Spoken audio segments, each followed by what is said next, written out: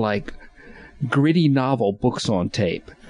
It was a dark night. The rain was so hard it hurt, you know? Yeah. Like, you know, when I was younger, girls used to say, I love your voice. Now the girls say, get away, old man. What are you, don't come near me. Yeah. No, I'm kidding. Yeah. Shut up and be present. Yeah, right. Be present. Yeah. Go take those kids over there. Be present, be silent. Yeah. Get those kids. Somebody said, if you had to describe yourself in one word from age 60, what would it be? Tired. I was going to say tired, but that's the other thing. Round, I don't know, close to 60. I don't think in my 50s. I'm exhausted 24 hours a day. I'm just always tired. Yeah. It's crazy. People don't. I say this jokingly that I'm all second wind and scar tissue at this point. It's like I'm a '64 Volkswagen Beetle that no longer has a first gear. You have to pop it in second, you know, to get going. And I'll go, but when I stop real well too. Yeah. You know, and I'm done for the night. You don't have that spontaneous win like you're in because your wife is younger. You're in a situation where there's different energies where you have, you know, people at your age know not to call Mike up and say, Mike, you want to go out now? They know that's a foolish proposition. They don't even want me anymore. Right. But your wife who loves you and has, you know, unlimited optimism says, you know, why don't we go? And she's already lost you. Well, and you can see me, so you would know she has to have optimism. That's love. That's true love. Right. That's true love. And why don't we go to the beach? Why don't we go out tonight? Let's go dancing. You know? Yeah. You know? And I'll meet you in the middle. Let's sleep. You know? Well, actually, I would be more helpful than that. I'd say, why don't you and the kids go have ice cream? I've often thought there was a business for people of all ages to have a surrogate spouse. There is. There is? Yes, and we used to call them work wives and all that stuff, but you're not allowed to talk about any of that anymore because it doesn't fit the narrative right. Yeah. Well, no, I'm talking about a clean one. Work wives can't get much cleaner than that. No, I'm talking about you don't want to take your wife out dancing. So you hire a guy. And the guy takes her out dancing and brings her. And they used to have a word for that too. Yeah, I think but it I'm was not gigolo. talking about that way. I'm talking about a clean thing where the guy just goes out and like a buddy, like a rent-a-husband. You know, like a rent-a-husband, so you can sleep and who would volunteer for that job? She could. Oh, guys all over the place. $20 an hour. You know, they go out there. There are guys out there that just want to go dancing. They're not us. They're not us. No, I just want to be able to get out of this chair.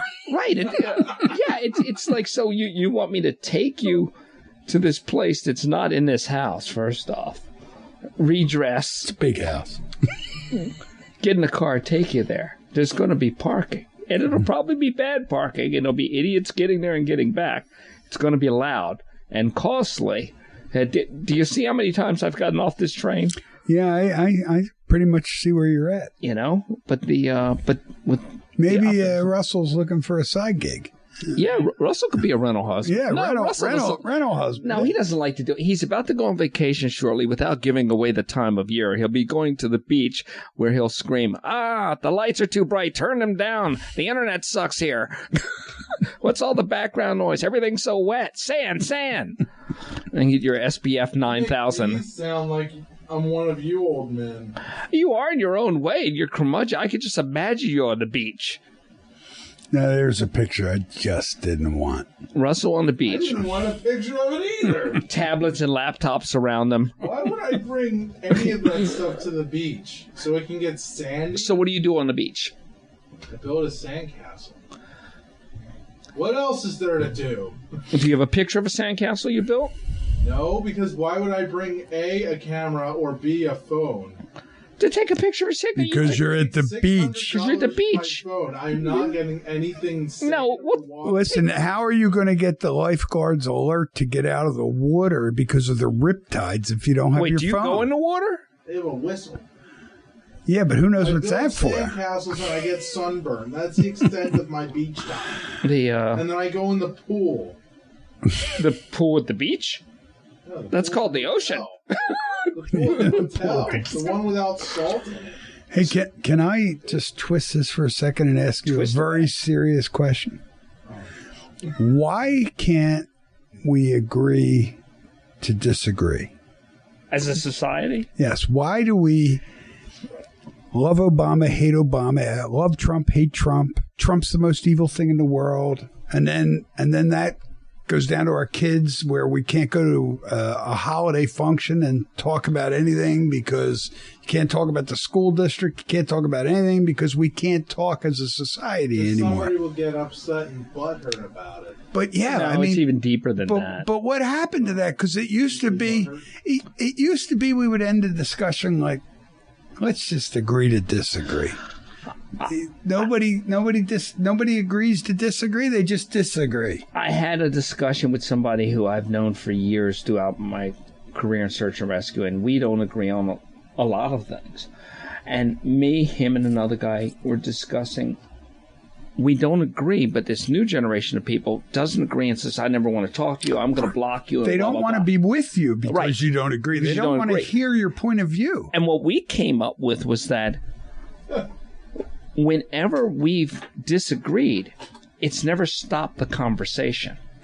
The conversation has kept going. We make a bookmark, and if you tell me something I disagree with, and I think it all goes back to we don't respect each other, and I have respect for you, after we're done talking, I'm going to think about and research what you said and see if I can find any common ground there and be educated by it.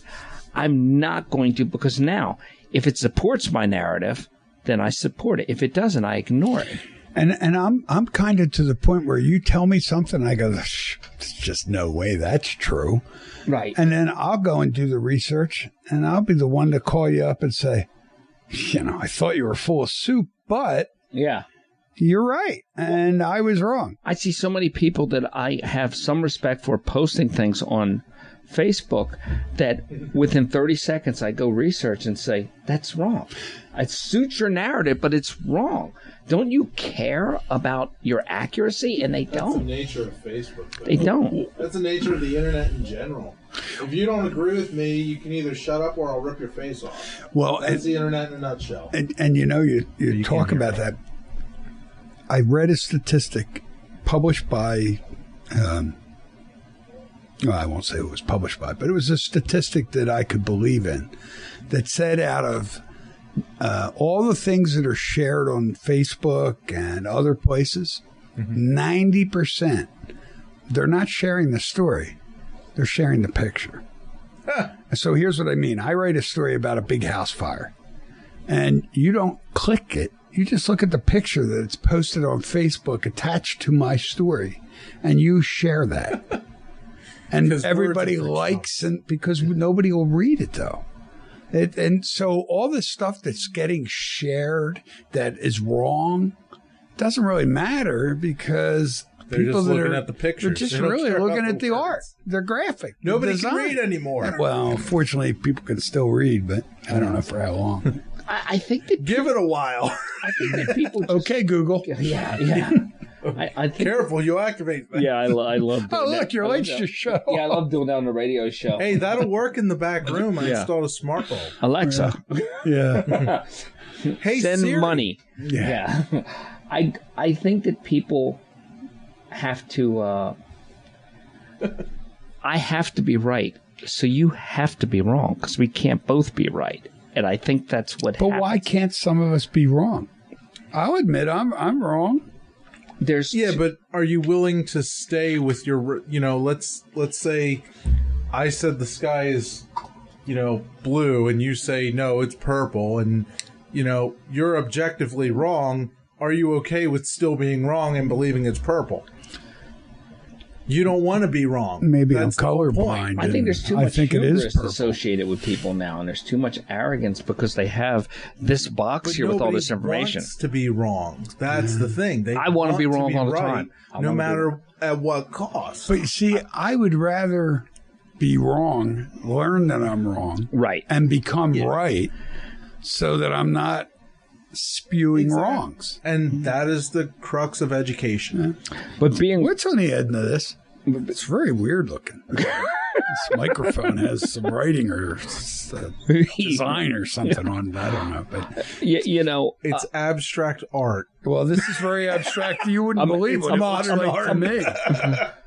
you know, a mistake that makes you humble is better than a learned thing that makes you arrogant. And I think the crux of our problem is that we just don't, like you said, being wrong. Yes, you're right conceptually, but one of the things I tell people is I enjoy being wrong because when I'm wrong, usually it means people's days are better. If I was wrong about that case we were involved in, it would have been better. And I would have been happy to be wrong about that. Oh, yeah. So would I. But I that think we both just knew doesn't that change that the was reality coming. of it. Yeah. You could see the ending. And it just... So it's not arrogance or anything like that. It's just putting facts together, I think. But I want to be wrong so often. And you know what? The other thing is, take a look at, I'm not trying to get into politics, but take a look at the politicians. You have one side on an argument and another side on the argument, and their design, our Senate, is designed for them to argue out the fine points of all Right. that and come out with a consensus or what have you, something that they can all sort of wrap their hands around without having to wrap their arms around. Where is that in all of this? Where is let's meet in the middle of the road and figure out how to do it better, smarter, faster, without arguing about it. It's going from debate to argument, you know? I don't believe we debate. Well, what's the difference? You gotta slice the difference. More civilized, more orderly, some rules apply to it versus just yelling over somebody or bullying. you know? Angry yelling or broken hearing aid yelling? I'll give you a good example. Little column B. I'm a sportsman. What does that mean? I have shotguns and I shoot skeet. And I love it, and it's one of the most relaxing things that I can do. But Now, see, I feel the need to tell people no skeet will be harmed in the airing of the show. Well, and skeet I are not a do living wanna tell creature, so you- calm down, people. I do want to tell you, I did not say snipes. Yeah. Because that's a little different. Snipe hunter. I've been a sniper. I love the But- fact that we say stuff people are out there Googling. Yeah, it. Google it. Snipe hunter right Kill now. skeet. Just look Kelsey Grammer up for the snipe. But at any rate, I had a conversation with a guy the other day because I said this. I said, you know what? They're gonna make that illegal. It's not that big a deal because it's just not. It was assault rifles or bump stocks or I don't even remember what the point was. And I said, you know, in fact, and I'm trying to stay out of politics, but it's a great story to tell. In fact, I don't understand why the NRA won't give in on anything. Ever. Right. And he used this analogy, which I thought he was going to lose using his own analogy. He said to me, it's like cigarettes. I said, what? What do you mean it's like cigarettes? He said, here's where it started. I own a restaurant, and you come into my restaurant, and I let you smoke in the restaurant. And then eventually I decide I don't want you smoking in my restaurant anymore. So I tell you, we're going to put you in the smoking section.